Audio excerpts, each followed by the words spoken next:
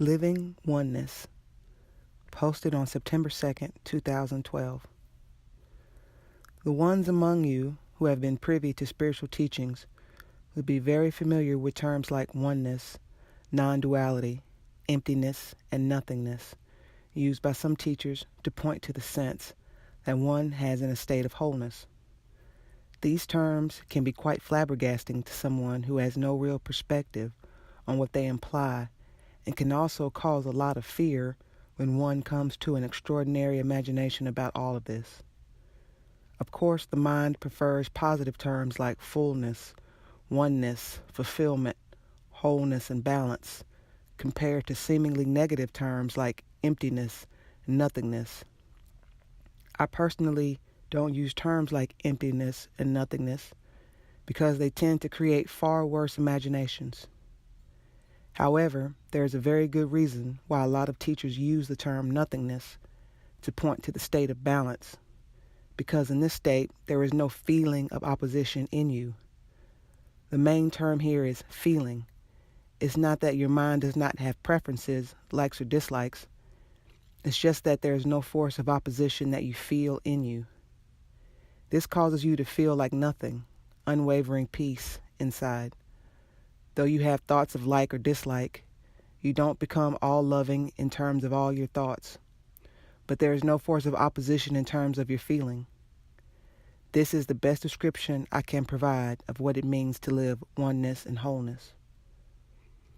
There is a huge difference between trying to be all loving in your thinking and feeling no force of opposition in your being.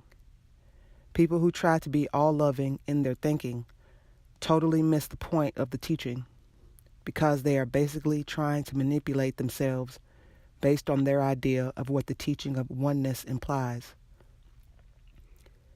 Dark nature cannot be avoided, as it's a part of your nature as life energy, so you will always have the dimension of hatred operational in you, and it's best that you stop fighting its presence. The dimension of hatred serves a very useful purpose in allowing you to have likes or dislikes, to have preferences, which are part of your individuality. So let go of trying to be neutral. It doesn't work that way. It's not about being neutral. It's about being natural. It's just that there's no need or necessity for you to feel a force of opposition within you that makes your body feel the sense of suffering or agitation. It's a huge freedom when you are free within, in terms of feeling resistance or opposition, and hence can operate naturally without emotional suffering. A simple example.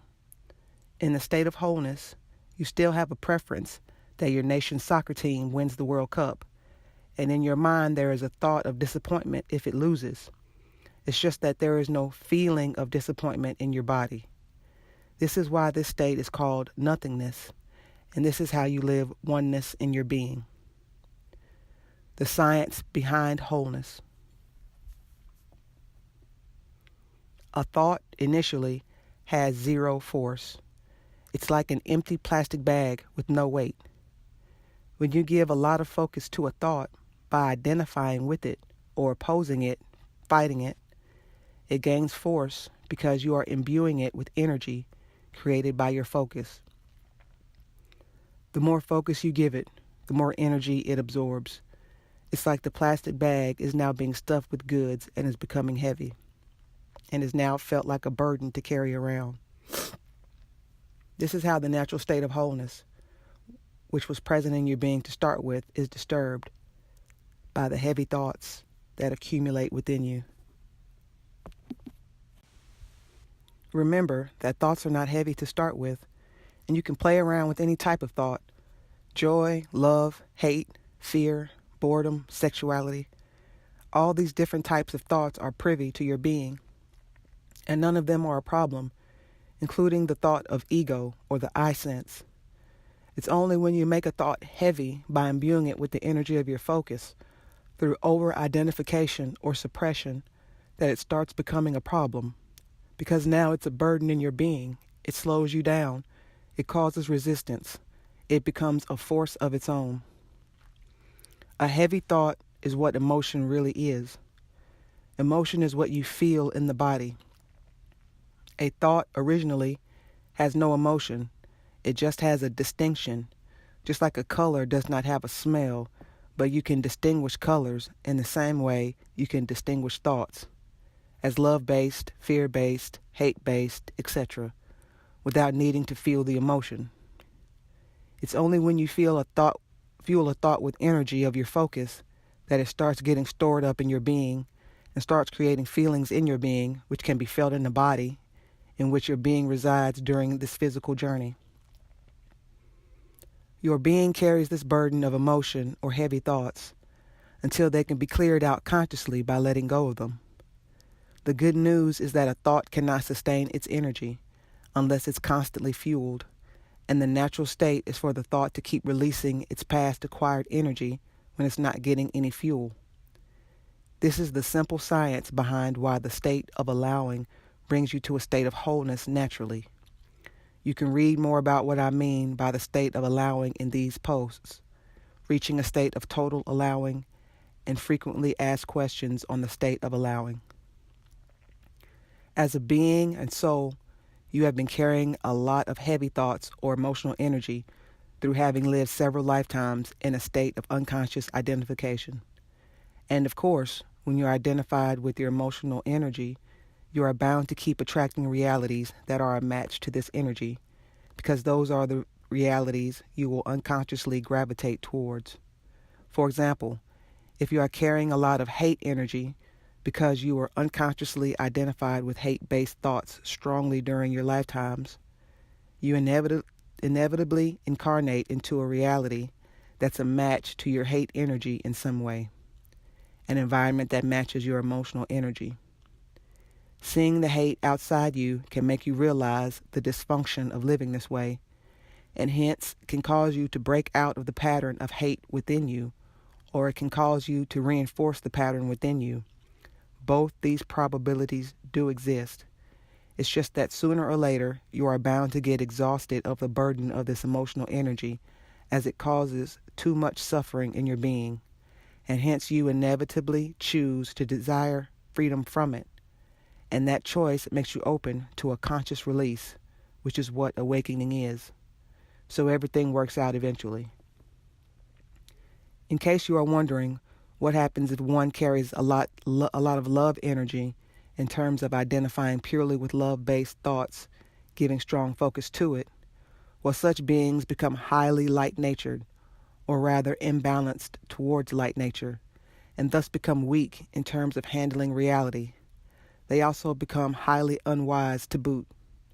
In Hindu scriptures, there is a reference to devas, or heavenly angels, who are highly light-natured, laced with liquid love, and one may think that they are in a perfect place.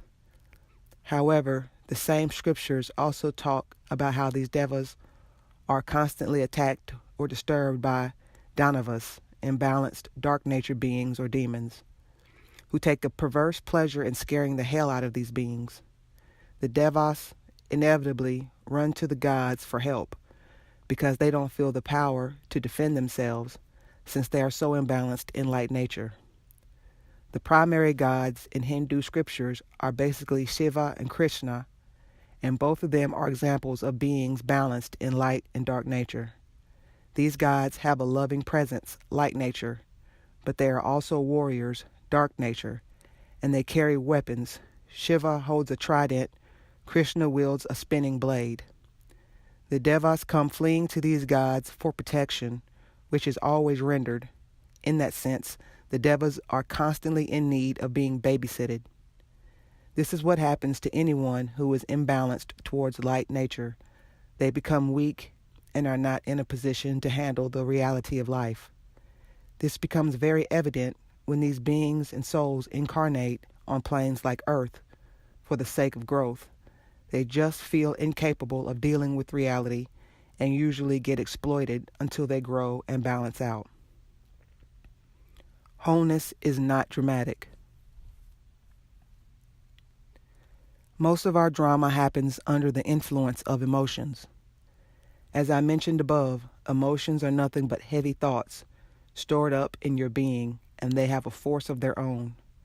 This force is what drives you to react in dramatic ways, when you are under the influence of these emotions, when they are triggered in you. Without this force that impels you to get agitated in some way, you would not be a dramatic person. You can spell out your disagreement, you can voice your opposition, and you can be critical, but without being gripped by the force of emotions, and the other person can feel your freeness in that, your energy does not hit them. You are only putting forth your thoughts. You are not sending out any emotional energy. And after the episode of disagreement, you don't sense yourself reliving it emotionally in you because there is no energy that clings to the thoughts. You are just constantly in a state of unwavering inner peace. Nothing disturbs your inner wholeness. It's a totally non-dramatic way of living. Nothing and no one has the power to hold you hostage through triggering your emotional energy because you don't have any. Being free of the emotional energy does not make you insensitive. It's important to understand that sensitivity is actually a thought, it's not a feeling. I can think about helping people, having empathy, without having to feel suffering within me. This way, I am not sending out any more energy of suffering into this world. I am just operating on my way of thinking. People who feel sensitivity as a strong emotion of sadness, fear, grief, or agitation are the ones who are carrying a load of emotional heaviness, and these people end up taking action more out of the need to find relief from these feelings than out of a place of wisdom. And hence their actions eventually just end up creating more suffering since they are coming from a place of suffering. Nothing is really served, and it's a painful life for the person.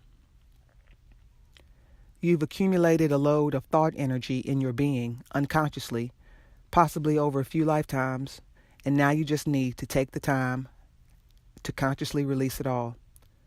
The reason why it's important to be conscious is because the unconscious tendency is to either suppress the emotion when it tries to release, or get identified with the emotion and thus refuel it.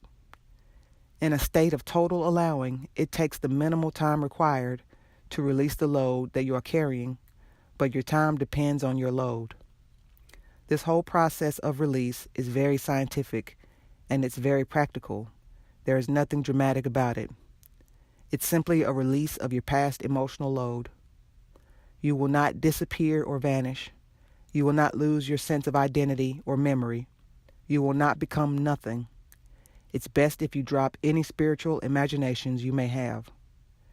Living oneness is very different from what your mind might be imagining. It has nothing to do with your thoughts becoming all-loving or one-dimensional. It's just that your being is free of the feeling of opposition, resistance, and suffering. This allows you to be constantly in touch with wisdom, rather than move from a place of being driven by emotions.